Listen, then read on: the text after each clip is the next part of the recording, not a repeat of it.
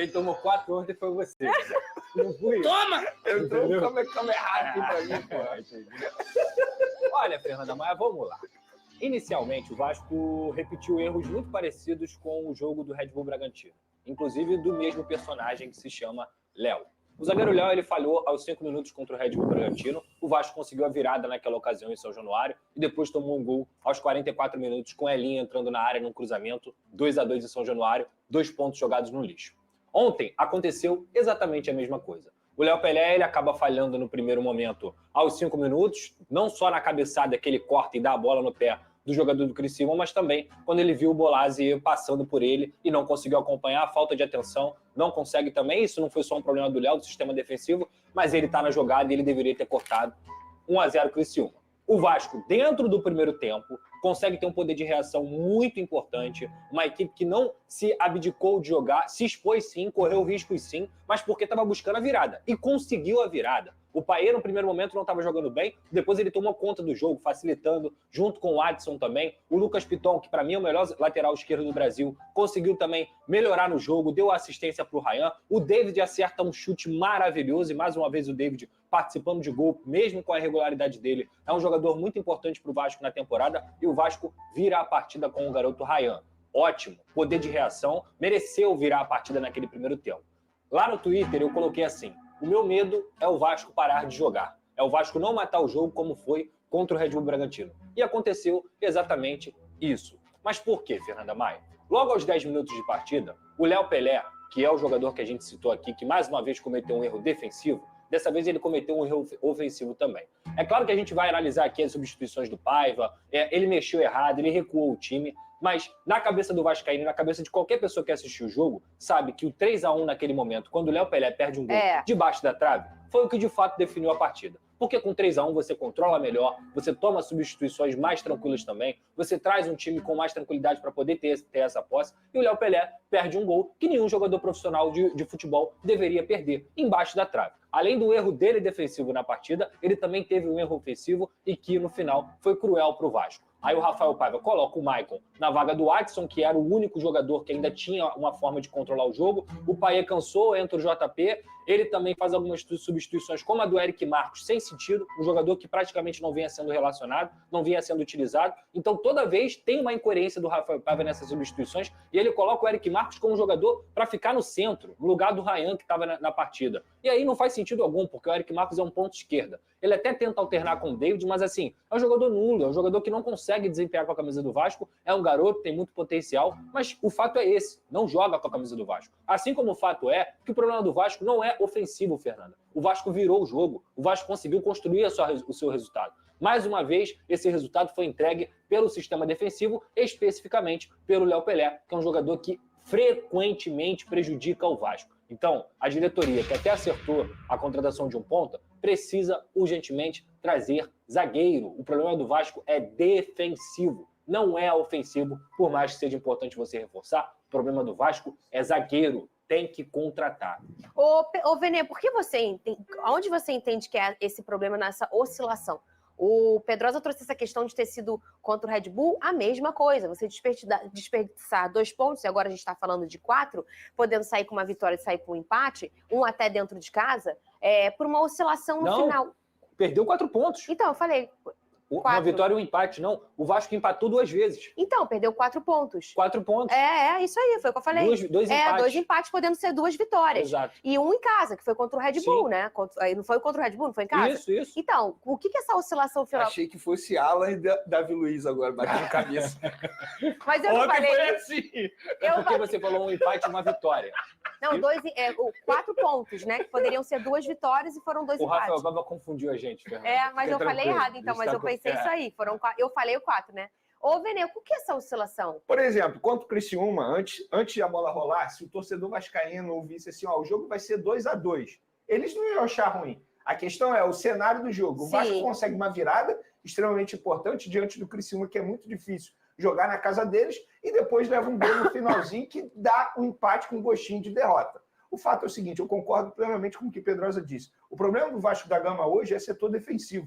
E o técnico ele precisa ajustar isso. Eu sei que é difícil, tem poucas peças, a diretoria deve estar correndo atrás de contratação para esse setor, só que a gente está vendo o Vasco contratar para outros setores e o setor defensivo ficando para a reta final. E a janela de transferência está chegando ao fim. 2 de setembro. Ou seja, é agora ou nunca, porque senão Vene, vai ser esse setor até o fim da temporada, o que preocupa. Se o problema for esse que eu vou falar agora, eu tenho a solução.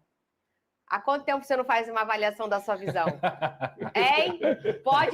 E agora, galera, você vai conseguir acompanhar as informações de Jorge Nicola relacionadas às últimas notícias do mercado da bola do Vasco da Gama. O Vasco está fechando com o novo atacante, que joga pela ponta esquerda, jogador que estava no Toluca do México, e pode estar chegando está muito próximo mesmo de ser fechada a negociação. E você vai acompanhar agora o que o Jorge Nicola vai falar sobre a situação envolvendo reforços no Vasco da Gama. Vamos ouvir.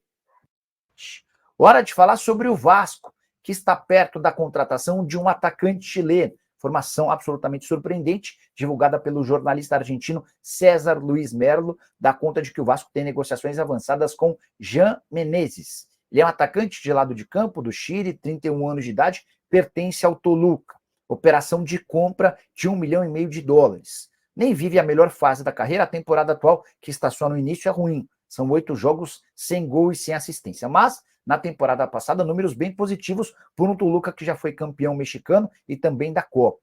Última temporada de 39 partidas, 6 gols e mais 9 assistências. A história dele é bem bonita no futebol mexicano. Ele surge no Concepción, do Chile, e é negociado em 2019 com o León do México.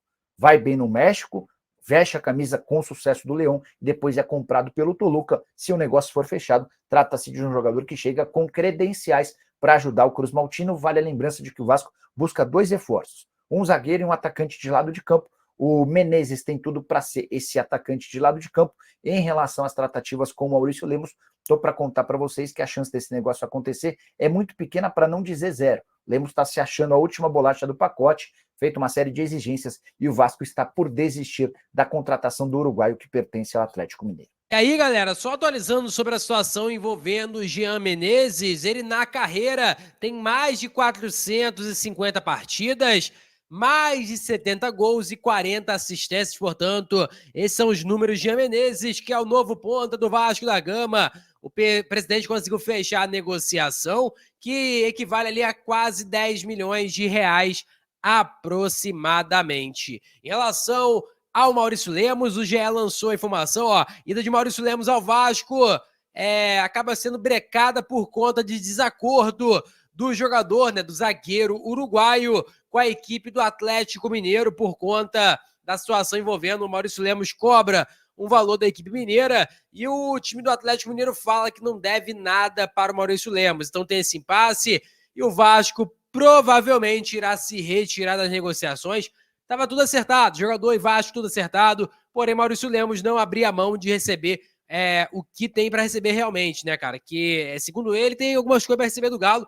Aí fica esse impasse, a gente não sabe se ele tem a receber ou se não tem, essa que é a pura verdade. Mas Maurício Lemos não deve ser o novo reforço do Vasco, e o Vasco vai ter que procurar agora o plano B, ou falaram até que o plano B era o Maurício Lemos, tem que ter um plano A, não sei como é que vai ser o esquema, mas a verdade é que o Vasco deve estar realmente saindo fora dessa negociação. Informação muito importante da Rádio Tupi, né? É a seguinte, de acordo com a Rádio Tupi, o Vasco está negociando a venda da sua SAF para o PIF, Fundo Soberano da Arábia Saudita. Inclusive, foi a matéria que a gente passou para vocês no vídeo de manhã.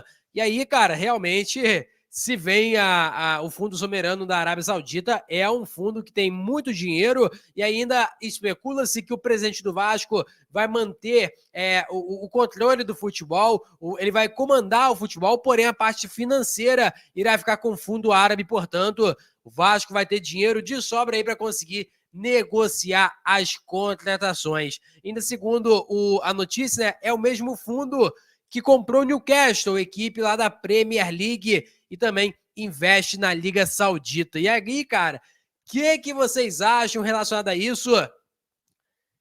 Cara, é dinheiro infinito, né? Essa que é a pura verdade. Cá para nós que o fundo árabe, fundo soberano, é realmente dinheiro infinito. Os caras piscou, tem dinheiro, essa que é a pura verdade. Então, pro Vasco seria uma negociação espetacular, ainda mais com pessoas que entendem de futebol, como é o caso do presidente, que foi ex-jogador, tem bastante contato, e muitas das vezes não consegue fechar por conta disso aqui, dinheiro.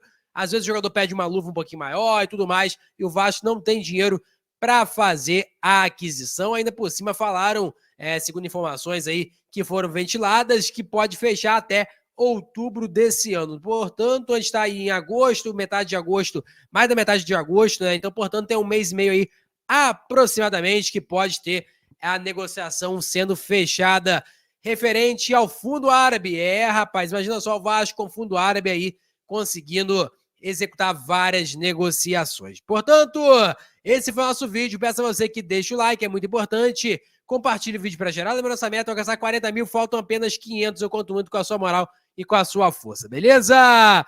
Valeu, tamo junto e é nóis! Fui!